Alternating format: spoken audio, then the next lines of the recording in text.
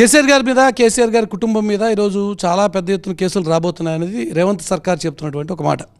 కేంద్రం వైపు నుంచి ఎలాంటి సహాయ సహకారాలు రాష్ట్రానికి ఈ విషయంలో ఉంటాయి? ఒకవేళ కేసీఆర్ గారు వారి కుటుంబం కానీ తప్పులు చేసి ఉండి వాటిని ఎస్టాబ్లిష్ చేసే ప్రయత్నంలో రేవంత్ రెడ్డి ఏమైనా చర్యలకు ఉపకారం ఇస్తే? ఇప్పుడు రేవంత్ రెడ్డి గారి మీద నాకు విశ్వాసం లేదు.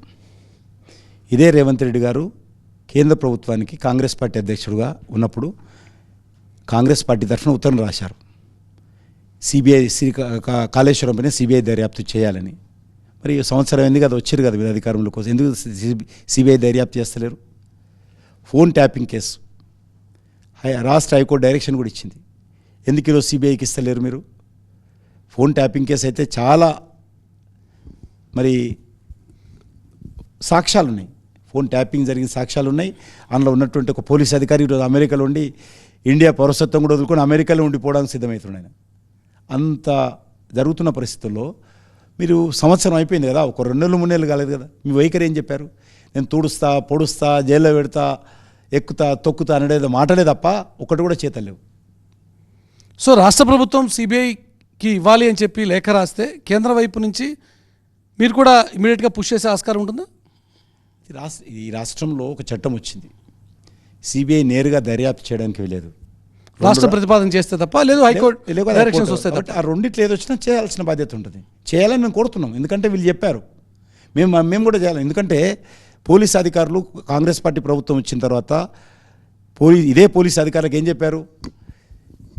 ఏదైతే ఫామ్ హౌస్ ఫైల్స్ ఏవైతే ఉన్నాయో కేసీఆర్ పెద్ద ప్రెస్ కాన్ఫరెన్స్ పెట్టి ఎమ్మెల్యేలందరినీ కూడా మొత్తం విమానాల్లో తిప్పి ఆ యొక్క మునుగోడు ఎలక్షన్స్లో ప్రచారం చేయించాడు కదా, ఆ ఎలక్షన్స్ కోసం ఏ రకంగా హడావిడి చేశాడు, ఇవన్నీ కూడా చాలా పెద్ద ఫ్రాడ్. వీటిపైన సమగ్ర దర్యాప్తు జరగాల్సిన అవసరం ఉంది.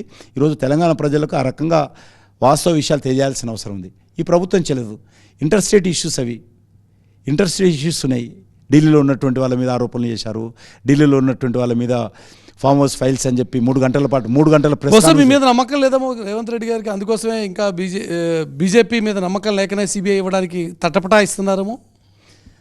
పోనీ వారాన్ని చేయమనండి. పోనీ నేను అదే అడుగుతున్నా, సిబిఐకి మీరు ఇస్తామన్నారు, కావాలని కోరారు ప్రతిపక్షంలో ఉన్నప్పుడు, మీరు ఏది ఇవ్వలేదు.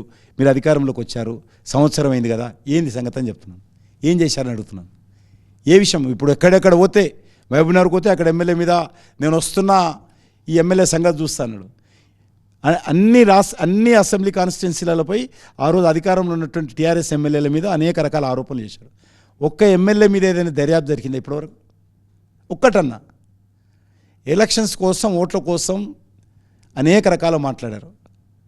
ఏరు దాటేంత వరకు మరి ఒక మల్లయ్య, ఏరు దాటినంటే ఇంకో మల్లయ్య. ఈరోజు కాంగ్రెస్ పార్టీ పరిస్థితి ఉన్నది. 4 ఏళ్ల పాటు ఇంకా అధికారం ఉంది రేవంత్ రెడ్డి గారికి. ఓకే, మీరు అర్జెంట్గా పడిపోవాలని కూడా మేము కోరుకోవట్లేదని మీరు అన్నారు. రేవంత్ రెడ్డికి స్టార్టింగ్లోనే అడిగినటువంటి ప్రశ్న, ఎన్ని మార్కులు వేస్తారంటే పాస్ మార్కులు కూడా డౌటే అన్నాడు. కానీ ఈరోజు ఈ తప్పులు సరిచేసుకునేటువంటి ఆస్కారం ప్రభుత్వానికి ఏమైనా ఉంది అని మీరు అనుకుంటున్నారా? డెఫినెట్గా ఉంటుంది, ఎందుకంటే ఉండాల్సిందే. ఎందుకంటే ఒక ప్రజాస్వామ్య వ్యవస్థలో డాక్టర్ బాబాసాహెబ్ అంబేద్కర్ రాజ్యాంగం ప్రకారం పొరపాటు జరిగితే సరిదిద్దుకునేటువంటి అవకాశం వచ్చే 4 సంవత్సరాలు ఉంది. కానీ చేతులు దాటిపోయింది. ఇప్పుడు ఈ రాష్ట్రంలో పరిస్థితి ఏదైతున్నదో మంత్రులు ఉన్నంతలో సర్దుకునే పరిస్థితి చేస్తున్నారు. ఎక్కడికక్కడ ఏ మంత్రి అయినా సరే, ఉన్నటువంటి మంత్రులు తక్కువ మంది అయినా సరే వాళ్ళ పని వాళ్ళు చేసుకుంటున్నారు. ఒకరికొకరు సమన్వయం లేదు. కాంగ్రెస్ పార్టీలో సమన్వయం ఇంతకుముందు మీరు అడిగారు, బట్ నేను అడ్మినిస్ట్రేషన్ కోసం చెప్తున్నాను. ముఖ్యమంత్రిని కూల్చడం కోసం నాకు సంబంధం విషయం, ప్రజలకు సంబంధించినటువంటి అడ్మినిస్ట్రేషన్ విషయం సంబంధించి ఎక్కడికక్కడ కమిషన్ల పేరుతో ఎవరికి దోస్తే వాళ్ళ కమిషన్ల పేరుతో దోపిడీ జరుగుతున్నటువంటి పరిస్థితి ప్రారంభమైంది ఇప్పుడిప్పుడే. కాబట్టి ఇది ఇటీవల మార్చుకునేటువంటి సర్దుకునేటువంటి అవకాశం. ఎందుకంటే కాంగ్రెస్ పార్టీ ఢిల్లీలో రోజు రోజుకు బలహీనమవుతున్నది. బలహీనమవుతున్నటువంటి పరిస్థితిలో కాంగ్రెస్ పార్టీ ఏదో ఇక బాగుపడుతుంది, కాంగ్రెస్ పార్టీ బాగుపడి తెలంగాణను బాగు చేస్తుంది అనుకోవడం కూడా అత్యాశ అవుతుంది మనకు. కాంగ్రెస్ పార్టీకి సంబంధించి చాలా బలహీనంగా అయింది. ఇప్పుడు 3 రాష్ట్రాలు ఉన్నాయి కాంగ్రెస్ పార్టీకి, హిమాచల్ ప్రదేశ్, కర్ణాటక, తెలంగాణ. 3 రాష్ట్రాలు కూడా ఏ రకంగా ఉన్నాయో మీకే తెలుసు. ఏ రకంగా ఉన్నాయో ఇప్పుడు కర్ణాటకలో ఎలక్షన్ చేసినా, హిమాచల్ ప్రదేశ్లో ఎలక్షన్ చేసినా ఆ 2 రాష్ట్రాల్లో కాంగ్రెస్ పార్టీ అడ్రస్ లేకుండా పోతుంది.